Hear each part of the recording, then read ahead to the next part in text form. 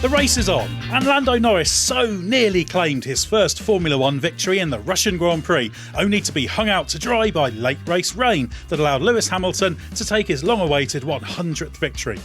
But although that gave Hamilton the World Championship lead, Verstappen's remarkable second place from the back limited the damage for Red Bull. I'm Edd Straw, and joining us to delve into a remarkable Russian Grand Prix are Scott Mitchell and Mark Hughes. This podcast is sponsored by F1 Authentics, the home for official F1 memorabilia. You can get ultimate F1 memorabilia from sports memorabilia specialists, including artwork, signed photos, and authentic mini helmets. We're running a competition with F1 Authentics now that closes at 9 p.m. on Tuesday, 28th September 2021. Head to We Are The Race on Instagram, that's We Are The Race, all one word, on Instagram, to see how you could win one of these incredible prizes. Your name printed on a square with the Saudi Arabian Grand Prix checkered flag, or a Fernando Alonso 2021 1-2 scale helmet, or a Michael Schumacher 300th Grand Prix 1-2 scale helmet.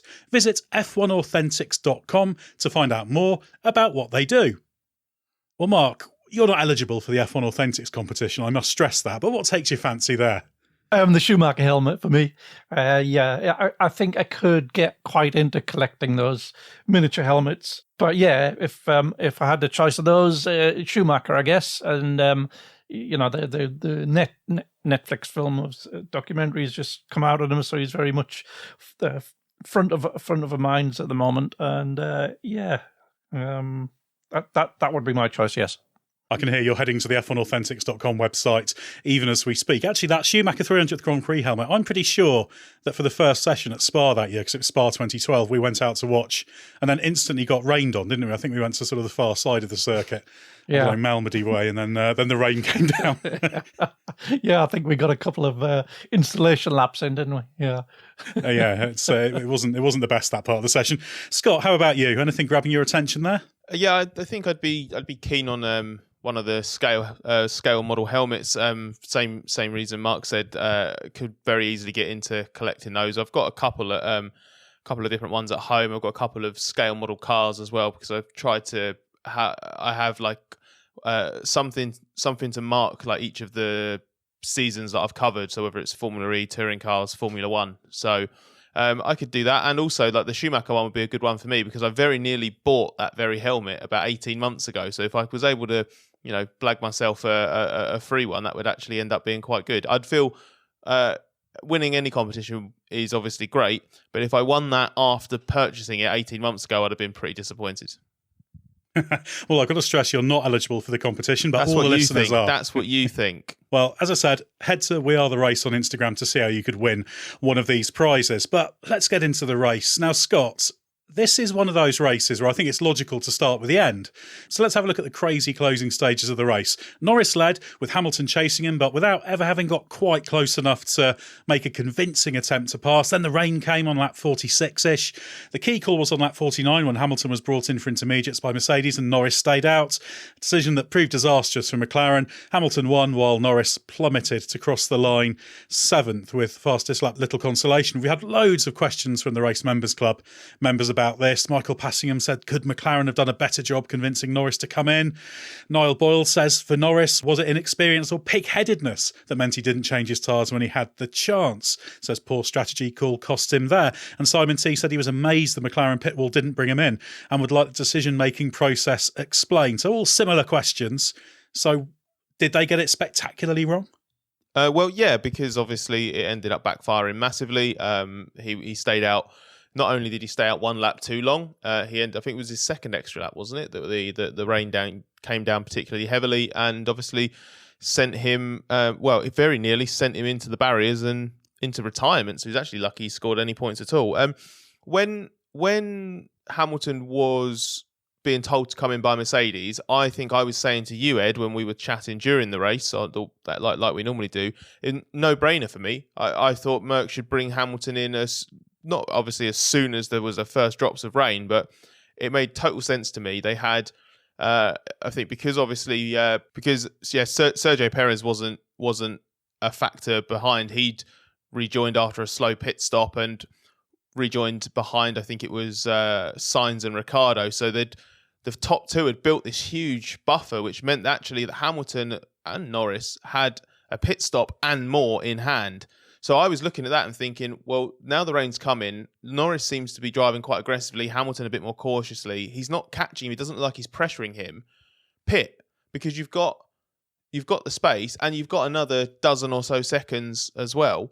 So if it does prove to be slightly wrong and you're 2 or 3 seconds slower than the guys who stay on slicks, like, you're still going to finish second. Hamilton had nothing to lose there.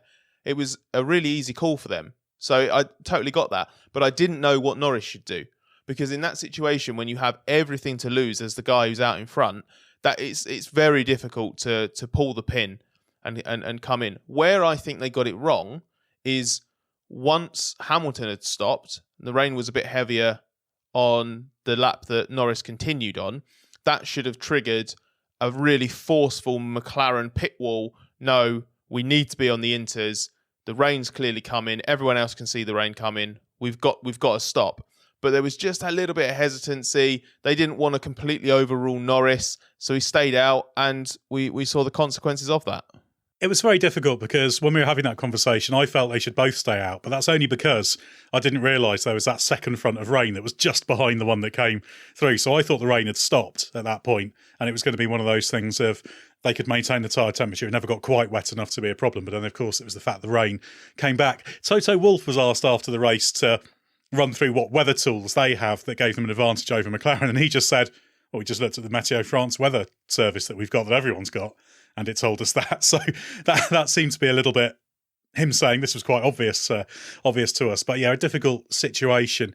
What do you think, Mark? I mean, obviously, had Norris come into the pits, presumably he'd have come out ahead of Hamilton as well, and every chance he could have hung on and won, wasn't there? Yeah, there was. And when Hamilton initially chose to override the request to come in on lap 48,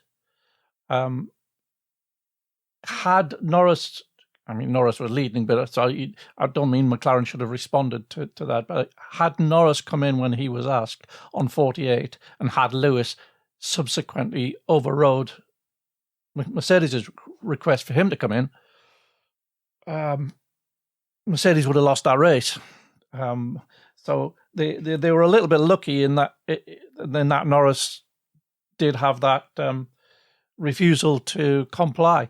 And it's a difficult one because he's leading the race and he will be feeling that if he comes in and Lewis stays out, he may well have lost the race because, as you say, there was a second front behind it, and it felt to both of the Norris and Hamilton that, well, hang on, you're asking me to come in, but it's the rain's backing off now. It's drying. You're asking me to come in just as the rain's backing off. And so on the subsequent lap, Mercedes explained to Hamilton, no, I know it is, but the second front is only 30 seconds away, so you must do it. It didn't quite get to team orders, but there is a protocol in place, and it's to do with how the driver responds to a request with a steering wheel pit confirm switch. And basically, when he was asked for the second time, Lewis hit the pit confirm, so there didn't have to be any team orders. But in that situation at Mercedes, I don't know about at McLaren, but at Mercedes, had Lewis not hit the pit confirm, there would then have been a team order. It would have been probably James Vowles or Toto coming on saying, no, you must come in. Whereas I think it was a little bit, McLaren aren't used to operating at this level where decisions have to be made which can win or lose you the race. So they probably haven't got the same protocols in place, and it just left it up to the driver. Interestingly, at Red Bull, it was completely Max's call to come in when he did, and Red Bull just said, "Well, you've got a better handle on it. You're the one that's out there right now." And he was the one that came in early. So yeah, probably the different protocols of the different teams played the part between Hamilton and between Mercedes and McLaren in how they handled that situation. But that said, the Mercedes almost lost that race. Yeah, I think what Mark was saying about the sort of assertiveness that Mercedes was prepared to take, ultimately Hamilton did cede to the order, so they didn't need to. But I think that's what was missing from McLaren. And Andrea Seidel, talking to him afterwards, sort of indicated that they were effectively making that decision by committee, and it was almost one of those decisions where it was, okay, well, everyone can have their relevant input, but then you do need someone to just basically look at the weather radar and just say, nope, can't stay out on slicks for this. And I think what was significant for me, and it's interesting that Red Bull were saying that Max had led his decision, because pretty much every other driver said that they needed to be told by the team what was coming, because obviously the drivers can react to what's in front of them. They can deal with the live conditions. So Norris especially was sat there in the car thinking, well, this is about manageable, and if it gets a bit worse, I think it's manageable. So that's what he's in control of. That's what he can judge and say, I think I can handle these conditions. He can't look around and go, oh, well, that cloud looks particularly bad, so it's going to throw it down in 2 minutes. I need to pit. And I think in these conditions, when it's going from dry to wet, I think when there is another front of rain coming, that's where the team needs to be decisive. When it's the other way round, when you're trying to, judge that crossover period, wet to dry, then I think we've seen countless examples in the past of, it's the driver's feel and experience of those conditions absolutely comes to the fore. So I think possibly a little bit of the inexperience from Norris, but I think the bulk of the responsibility there was on McLaren not being assertive enough. And one of the things that I think was a bit misconstrued is that we heard Norris snapping over the radio, but that wasn't petulance at him defying the team order. That was him basically being told, telling his engineer to not interfere when he's with what Norris was feeling at times was effectively superfluous information while he was in the moment and trying to handle it. So I think that came across a little bit worse than it was. Norris obviously didn't handle it completely perfectly, and he absolutely had a part to play in the wrong decision being reached. But again, I've said it a few times now, I just think McLaren needed to just be as assertive as Mercedes was willing to be. Yeah, it was an unfortunate situation. I'd agree, yeah. The team probably needed to be the ones to make the call, because they did have that weather predicting software, or the weather software that would show you that front was coming in. But ultimately, as Fernando Alonso said after the race, sometimes it's just bad luck in situations like that. And Norris basically seemed like he probably had the race won, because Hamilton wasn't quite making an impression. He was close, so it wasn't done and dusted. But yeah, it would have been very difficult. But Mark, how significant a weekend do you think this was for Norris, given he did come so close to winning and got that first pole position? Oh, yeah, it was. It's another step on the way, isn't it? Obviously, he's going to feel absolutely gutted tonight, but I think when he reflects on it, 2 or 3 months away from the pain, he's probably going to look back on this weekend as a very significant step in his career, because he got the pole position and he was going to win the race. And it was just a randomizing external factor, really, which ultimately cost him. I thought this had echoes of Charles Leclerc in Bahrain in 2019, where you have, that young driver, all the stars aligning, nails it in qualifying. Okay, actually, even more similar.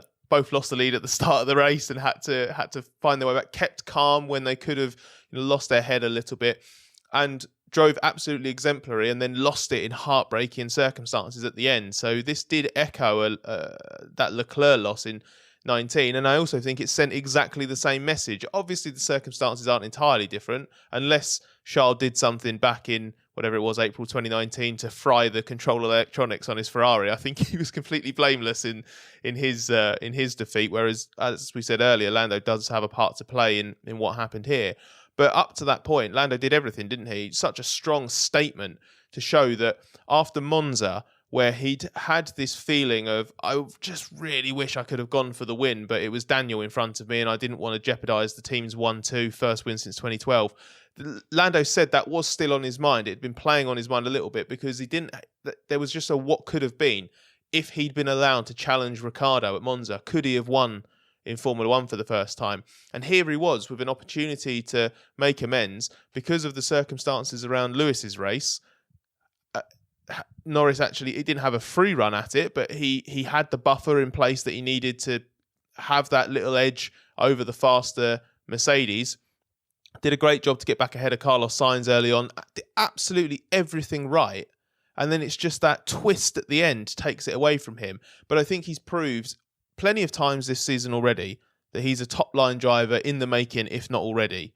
And now we've seen him cope with just some of the highest amounts of pressure that you can have in Formula One.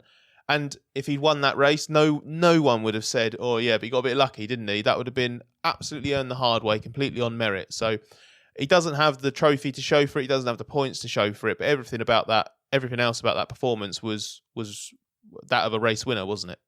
Yeah, very much so. I think what he's just doing is he's building up a nice backstory so that when he gets his first win, we can talk through all these things. Obviously, he's done that with the pole thing, because I asked him after qualifying when he got pole if that kind of made up for what happened at Spa when he had every chance of being able to take pole in the wet, but then had the shunt in Q2. And he sort of said, yeah, it gave him what he feel he missed out on there. So he missed out on the pole, got it this time. He's missed out on the win this time. Next time he'll get it. But I don't think anybody seriously doubts that Lando Norris is going to be a multiple Grand Prix winner down the line. The way he's evolving, as Mark alluded to, this season over the past few years is remarkable. He's really taken that step into that potential future world champion kind of bracket now. Only a matter of time before he wins. But Mark, let's have a look at the race in wider terms. We discussed it all boiled down to Hamilton versus Norris at the end, but Mercedes and Hamilton made pretty heavy weather of the weekend, didn't they, all things considered? So I guess to understand that, we've got to go all the way back to the Q3 problems that meant the race was one of catch-up for Hamilton. Yeah, it was all about the jeopardy of the last few moments of Q3, wasn't it? As the track dried out, maybe enough to get onto slicks, but maybe not quite, because the slicks took 2 or 3 laps to get up to temperature. So what do you do in that situation? And Mercedes were less willing to do what they felt was the riskier choice, which was to change tyres that dominated on the Inters all the way through up until that point. And there was still time to be found on the Inters, as they proved on the subsequent lap, and the sector times were taking chunks out of it. But yeah, if you're McLaren or you're Ferrari, or you're not in contention, then what is there to lose about, to try a more adventurous thing? There might be something there for the taking, and it worked. On this occasion, it worked, and that's where it went wrong. That's what put Lewis on the second row instead of pole, probably, and that's what put him in the position that he was down to turn 2, which he was even taking a sniff at maybe trying for the lead when Lando went to one way to block him and Sainz went the other way to go around the slipstream past him, and that blocked Lewis in place, which meant he completed the first lap in 7th place. So from pole to 4th on the grid to 7th at the end of the first lap, that's he had a lot of. It had all gone downhill very quickly, and he had a lot of rebuilding to do from there.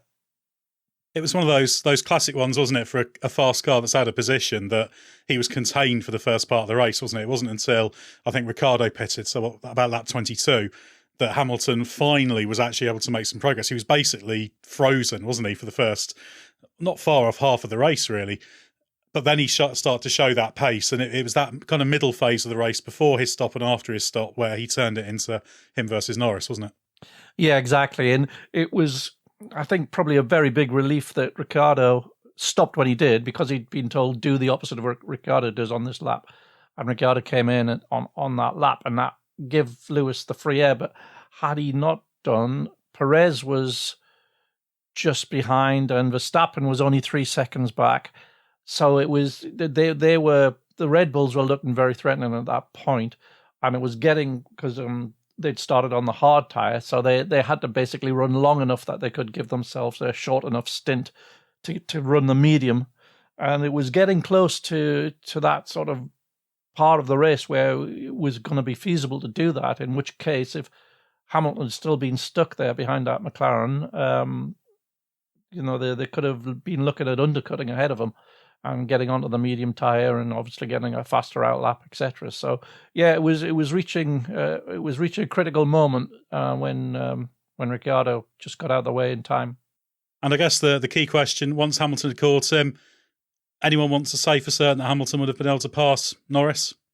No, to me, it didn't look like he was going to. It looked like he could get within 1.2, 1.1 seconds, and then he was getting more understeer as he tried to get into the DRS range. So yeah, it looked very familiar. It looked like he was going to be no easier to pass Norris than it had been in the first stint to pass Ricciardo. Yeah, there was a run of laps, weren't there, where every time Lewis would take a couple of attempts out of him in sector 1, a temp in sector 2, and then lose 4 attempts in sector 3, and it was just it was the classic chase of someone at Sochi, wasn't it? When you don't have a second and a half pace advantage and you get stuck, and that final sector is a killer. Should we have a bit of a look at Max Verstappen now, Scott? Because to nobody's great surprise, Max Verstappen took the new power unit this weekend. We were pretty much expecting that. Started 20th and last. So how exactly did he manage to salvage second place from there? It's an excellent question, Ed. I think there were probably there would have been many times during that Grand Prix where Verstappen would have thought that even finishing in the top 5 would have been a great outcome in the end. It was a weird race for him because he actually made pretty decent progress in the first part, including pulling a really sweet move on Valtteri Bottas.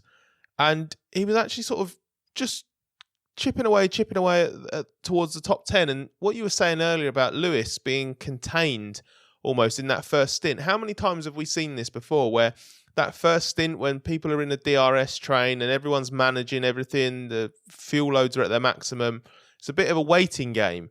And if you're coming through the field with a faster car, you kind of have to wait for the field to spread out so you can pick everybody off one by one. So the fact that Max had got himself into the top 10 pretty early on seemed to be setting him up for a relatively good result. But then his race stagnated. I should point out, by this point, he'd already got lucky once with that chop that Charles Leclerc did on him, where Charles basically had lost where Max was in his wing run. I think were they fighting? I think with Vettel at the time, and Charles was trying to go where he did. He launched a move up the inside of Vettel, but in doing so, he had to swerve across Verstappen as Verstappen was trying to poke his nose inside with a concrete wall on the right hand side. And Max even said he's lucky he didn't lose his front wing in that incident. So, having survived all of that and made pretty good progress and laid the foundations for a solid race, he then has his pit stop and he just stagnated in the second stint, and it looked like he was. I thought he was going to be sort of, I don't know, P6, P7, and maybe not much better than that. And as he admitted afterwards, it was all in the perfect timing of going to intermediates. And yeah, it sounds like it was his call. Whether it was actually entirely his call, I guess only Red Bull knows. I'm sure Max had a part to play in that because we know that he's given quite a lot of command of the situation. Should we say Red Bull just trusts him implicitly. So just timing of the intermediates, absolutely perfect. And then obviously what happened with Lando gave him another place as well. So all of a sudden, I think Max said, even in normal situations, in the most plain of Russian Grand Prix, with no penalties, Max reckons he'd probably be third in that race. He's managed to start last and finish higher than he would have done in a normal situation without a penalty. Yeah, it was a brilliant timing for Verstappen, you'd have to say. Yeah, 7th was where he was just stuck. He was behind Alonso for a big chunk of that stint. I think he was just behind Ricciardo just before he pitted because Alonso got past Ricciardo. The bit I quite liked is when Hamilton was in part firm at the end, he pulled into his P1. I don't know whether he'd been told the result. He probably had, but in my mind, there was just this moment where he's sort of getting out of the car and celebrating, and then sees Verstappen pulling up P2. And you just imagine at the moment, like going, how's he done that? Yeah. Finally actually pulls off the win, doesn't he? And it's a 7-point game. It's a 7-point gain from a race where in a normal situation, Lewis should have won that quite comfortably. And based on how we saw the race playing out up until the rain, Max was 7th. So what would that have been? 15, 17, probably about 19 points, I think, that Lewis would have gained on him. And he said he's taken 7 out of him. Now, there's a decent chance between now and the end of the year, Lewis is going to have to take a grid penalty of his own for a fourth engine. I don't think Lewis is going to only lose 7 points to Max, when depends on the circuit, obviously, but going from the back to second is a tall order. So I think it's a huge win for Verstappen in the circumstances. Well, there's just 2 points separating the championship now. Hamilton's back ahead. I think that's the 4th change of leadership of the championship, which, enjoying that, more of that. If they can keep swapping to the end of the season, that'll be good. But there's a question mark from Oscar Robledo from the Race Members Club, who asks if this result puts Verstappen ahead in the title race, even if he's a couple of points behind in the literal sense. And given Mercedes has never been run this close before in the hybrid era, is the pressure from Red Bull beginning to tell on both team and driver? Oh, I think, I mean, you're in a championship fight, and obviously, everybody tries to play down the pressure and says they're not feeling it, but of course they do. The whole team does, and the drivers do, and everybody on the team, including the crew doing the pit stops, etc. Yes, and by nature that will induce more errors. So yes, they are under pressure, but Red Bull aren't under less pressure than Mercedes. They absolutely got enormous pressure on as well. They're desperately trying to win this championship and stop it being a clean sweep. And then get back to their title winning ways as well. So yeah, I mean it's very much on edge. The more it swings backwards and forwards and like this, the races are ticking down, the more that pressure is just going to amplify. Yeah, 7 races to go, so it's going to continue to be ramped up, I guess, and mistakes will be magnified. Alex Davey asks, as much as Hamilton winning his 100th Grand Prix, which is an amazing achievement, is what Mercedes would have wanted from today, do you think Verstappen finishing second, Mercedes will see today as somewhat of a missed opportunity, given they put Bottas at the back to make Max's life harder? Well, I did ask Toto Wolff about that, and he kind of accepted that both this weekend and Monza, there have been missed opportunities for them. They should have made bigger gains, you'd have to say. And yeah, Mercedes needs to maximise its opportunities. You'd probably say that Red Bull has left a little bit less on the table so far this year in terms of their own mistakes, shall we say. So yeah, very difficult. But Scott, we should briefly mention 100 Grand Prix. That's a lot of wins, isn't it? Fairly obvious. I think we know Lewis Hamilton's a pretty good driver by now, but I guess it's good to get to get that 100th, given it's been a few races since the 99th. Yeah, nice for him to be able to, raise the metaphorical bat, have that century. It's it's just in the list of crazy stats and achievements he's got. That's one of the coolest ones now, isn't it? It's just something about the 100 that is very cool, especially because he was making hard work of reaching it, wasn't he? Obviously, took him a while to win again after getting to 98, got to 99 in very controversial circumstances, and then he's had a few opportunities since then, and it's just things have kept going awry. He could have had the 100th win 2 or 3 times by now. So this was a suitably, not chaotic, but suitably hectic way of doing it, I suppose, given the season that he's having. And I think we know that he doesn't get too carried away with statistics and records like that. So it's not like he was sat there going, oh, when am I going to get this? This is like really starting to weigh me down now. But it's just a nice one to get out of the way, celebrate. There's all sorts of images and videos and graphics and all sorts doing the rounds on social media and stuff to commemorate it. It's just a nice opportunity because he's won so many races now. Sometimes they all blend together. So it's just a nice opportunity to pause, take stock of the magnitude of the achievement, and then also have a little think back, reflect on some of the best ones and the most memorable. Well, we're going to get on to the other Mercedes driver, Valtteri Bottas, in a minute, who was mentioned in that question. But first, we would like to tell you about NordVPN.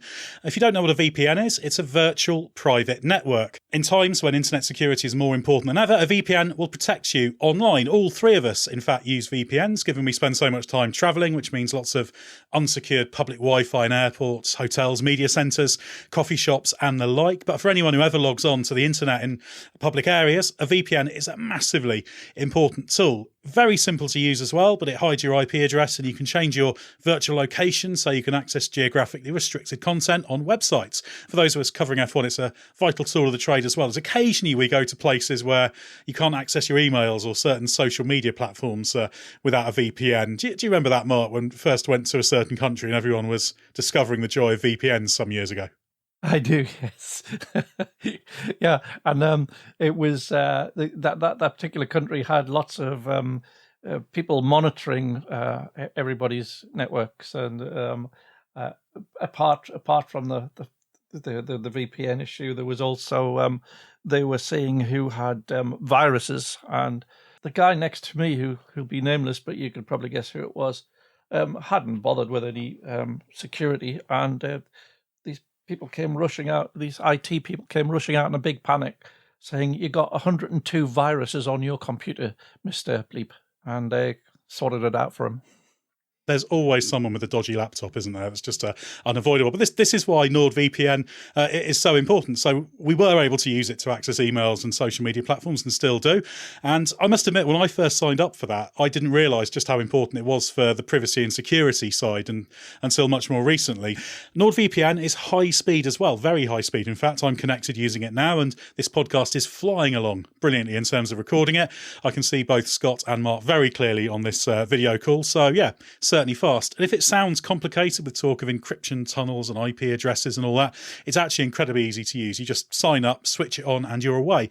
With one click on your device, you can jump between 60 odd countries to access content and safely use public Wi-Fi without any security concerns. So if it sounds like a VPN is for you, and it is for anybody who values online security, head to nordvpn.com/the race and use the code the race. And that's the race with no hyphens, so just nordvpn.com/the race and use the code the race.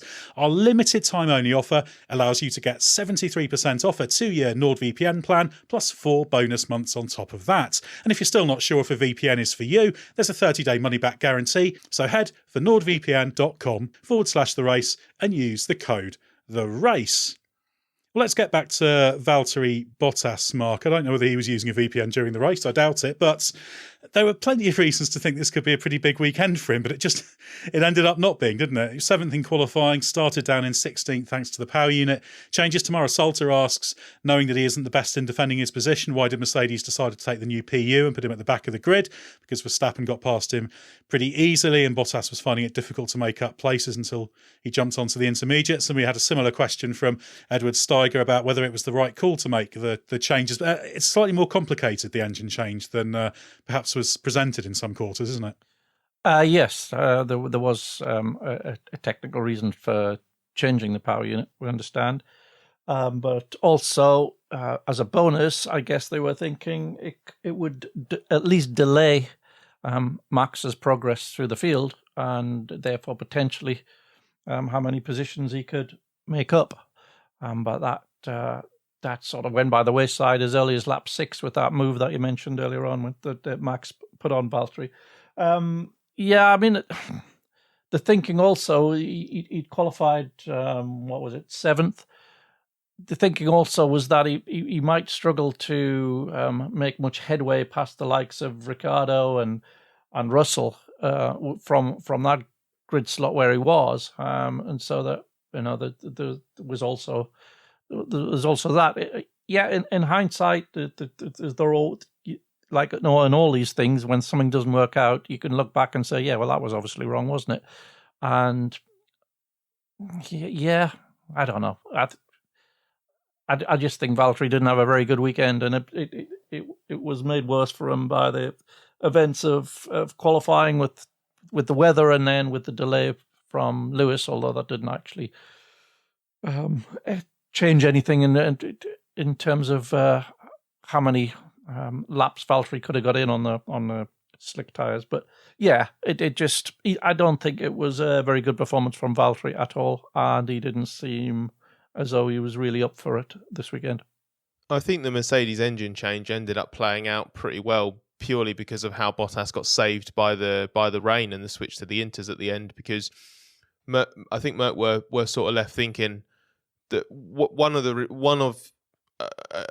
in their decision-making process to change the engine, basically the new engine that Bottas had at Monza seems to have picked up a problem, and he was actually he qualified on a higher mileage engine, which Mercedes basically sort of suggested that given where he was starting as well, and this might have fed into what Mark was saying about, I don't know if they'll be able to maybe pick off the quicker cars in the midfield ahead.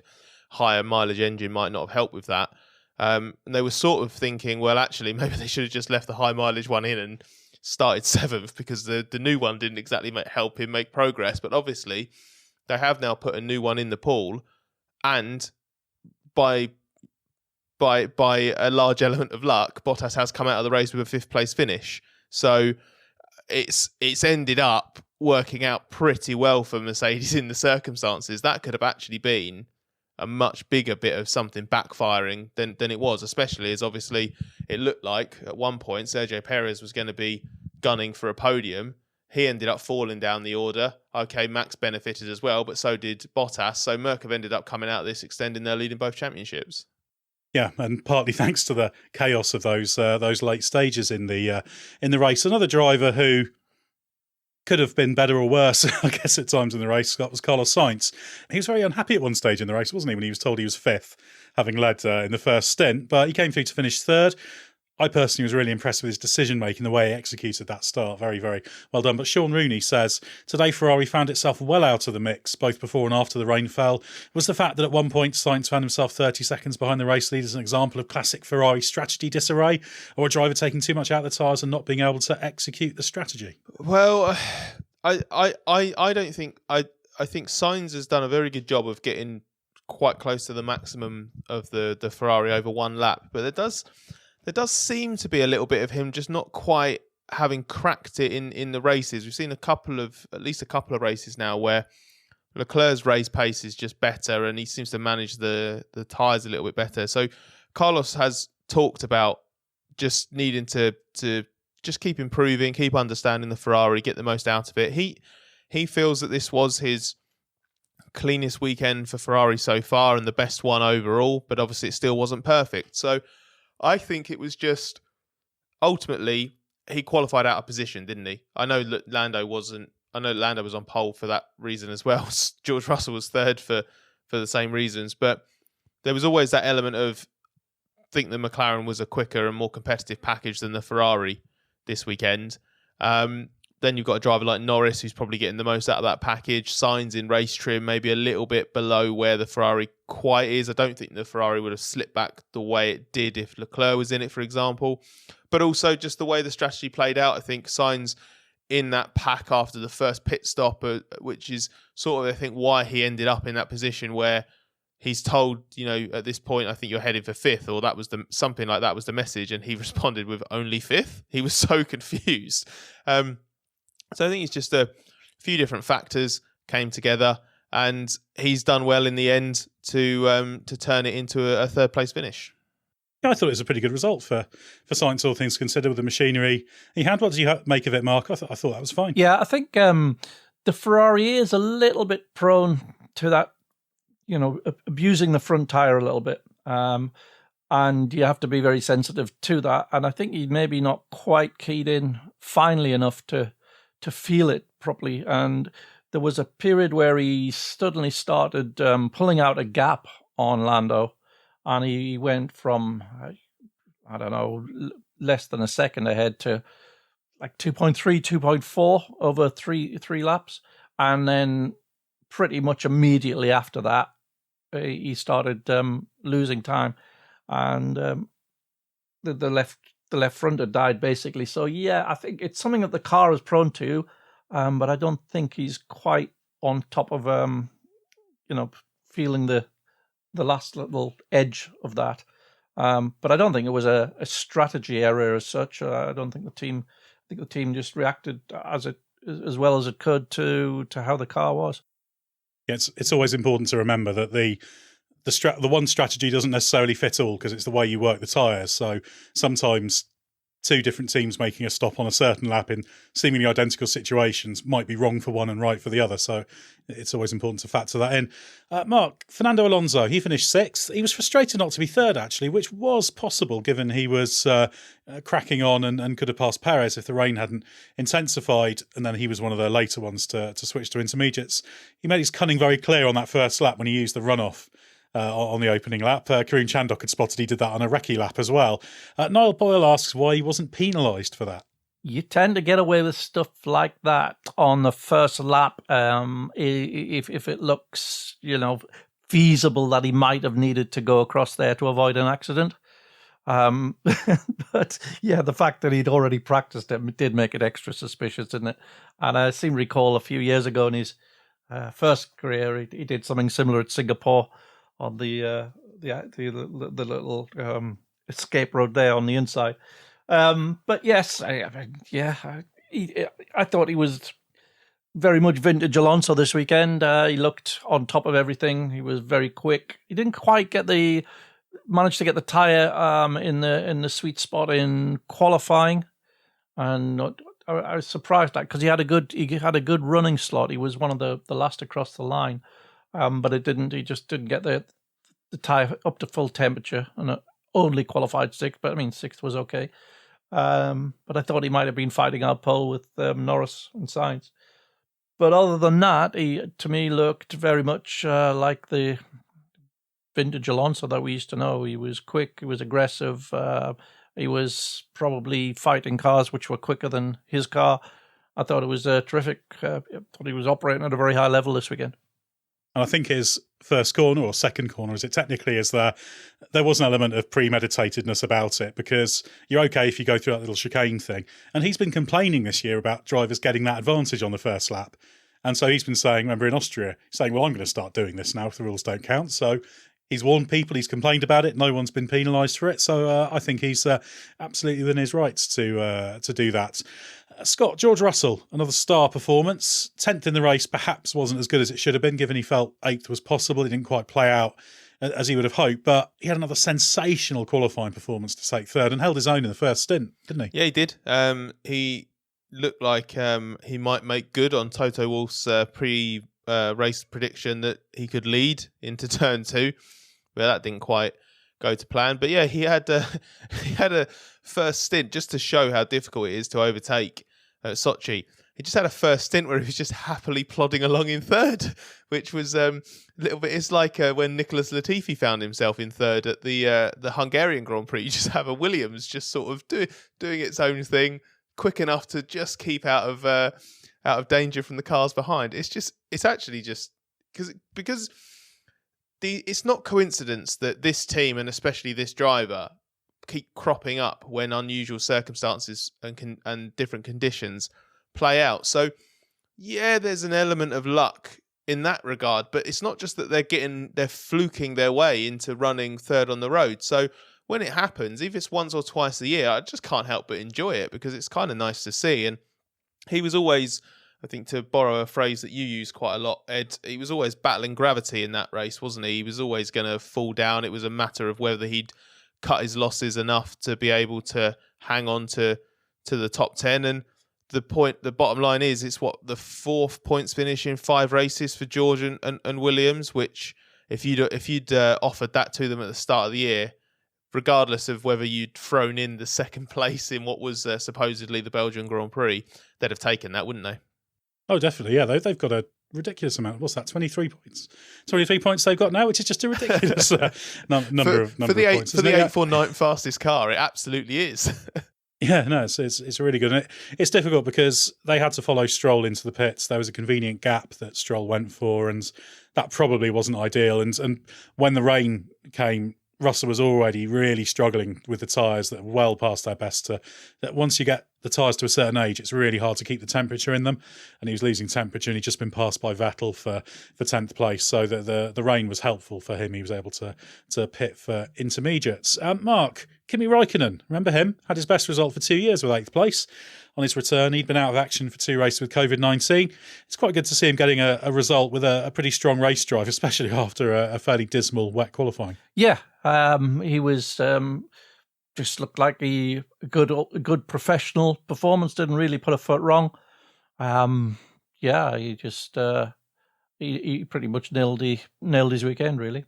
And it was his call to pit as well. Absolutely his, the team said. So, yeah, experience paid dividends there, and that allowed him to jump up from just outside the points to be able to get that 8th place.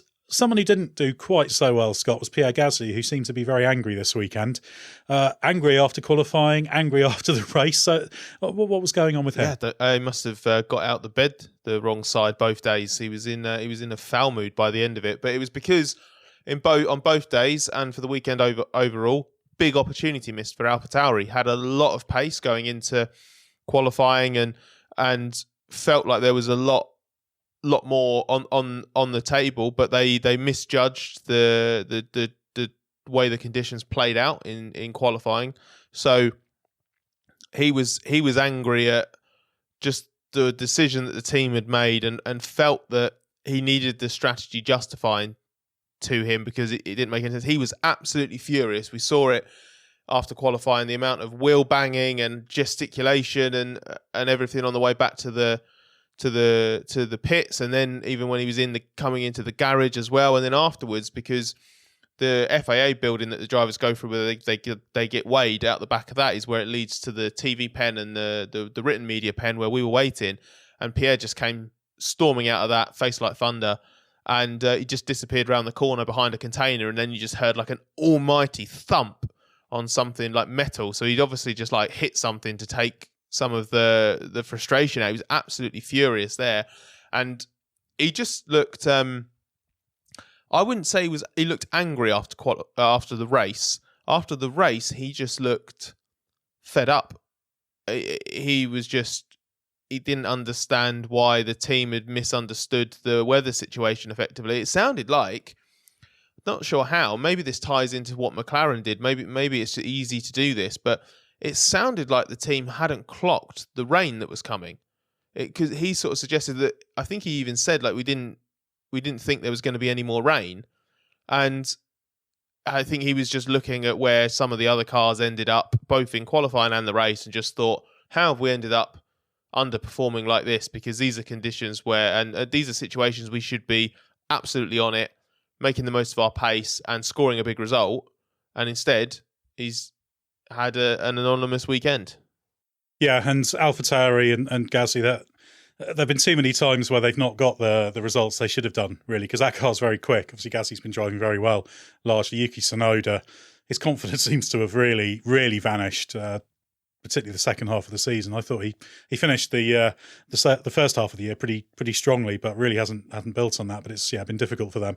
We had a question from Elliot Crosnan from the Race Members Club, who said, who was the fastest driver on intermediate tyres? Which I didn't know the answer off the top of my head to this, but I did have a look. And the reason I've put this question here is it was in fact Pierre Gasly. He said a 1 minute 48.907 on the last lap, which was the quickest one. Valtteri Bottas, I think, was the only other driver to dip under the 1 minute 50 mark with a 49.681 just after he stopped, and others were kind of low 50s, people like Vettel, and others were slower than that. So Gasly at least had the fastest intermediate lap of the race. I don't think that'll be much consolation for him, though. Mark, another team that perhaps will be scratching its head as to why it came away with nothing is Aston Martin, because there were moments when a decent result seemed on. Vettel was quick in the wet in qualifying, but was eliminated in Q2. Stroll ran fourth in the first stint, ended up 11th and 12th with Stroll ahead, and had collided along the way. What do you make of Aston Martin? And also Niall Boyle's question, which is asking how big a liability is Stroll for Aston Martin, as his racecraft is very spotty at times. Yeah, I think Aston were sort of on the verge of something quite good this weekend. Just didn't quite nail it. Sebastian I think he only lost out getting into Q3 by 500ths, which it would have been at the expense of Sainz, and Sainz went on to qualify second, of course. So yeah, just not quite hitting those opportunities, are they? And I think they don't have the pace to sort of automatically put themselves in those positions, but they're close enough that with a little bit of opportunity, they might grasp onto something, but they never seem to quite nail it. As for Lance, I think he was surprised by Seb being. I don't think it was anything intentional about it. When you look at it head on, you can see Lance is looking over to the right as he's taken up his natural line to that, and I think he was probably shocked by the sudden impact of Vettel, who was trying to pounce and go around the outside. So a little bit unfortunate, but it's not the first time that they've had some sort of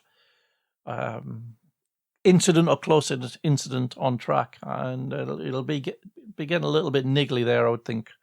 They need to sort that out. Yeah, it happened at Monza on the first lap at the first Lesmo, didn't it, as well, with Vettel hung out to dry. I wouldn't say Stroll's a liability in racecraft, but I do think he's a bit lacking in that area because he's particularly a driver who just sort of sits in races, I like to think of it.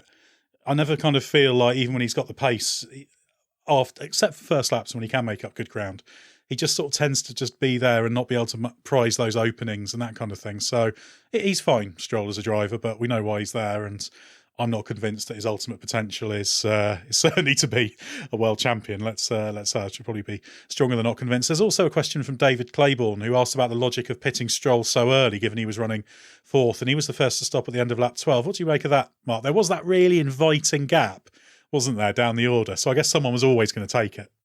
There was an inviting gap, and there was an undercut there to be done on Russell, who was holding them up. So it succeeded in undercutting him past Russell, but allowed a lot of other people to overcut past them both. Yeah, absolutely. It was one of those tricky races strategically in the end, because there weren't that many gaps to be had, because the field's relatively condensed these days, so you don't get these huge chasms opening up. Previously, you'd see the cars at the front would pull away the Class A cars, and there'd be just endless no man's land between them and the rest of the field. But it's one of the reasons why this year's been interesting is that sort of thing has been happening, which is very positive. And another great race today. Well, thanks to Scott and Mark for your insight. Do head to therace.com, having not forgotten the hyphen, of course, as there's loads to read there from a race weekend that was full of interesting nuances and detail. There's Mark's race analysis to read. My driver ratings will be up there, and Scott's delving into explaining the Mercedes engine situation, all sorts of other things. Check out our sister podcasts, including Bring Back V10s and the Race IndyCar podcast. And if video's your thing, check out our YouTube channel, as there's loads to watch as well. With just 7 races to go, this title battle isn't showing any signs of becoming any less intense, so make sure you follow it every step of the way with us on the Race F1 podcast.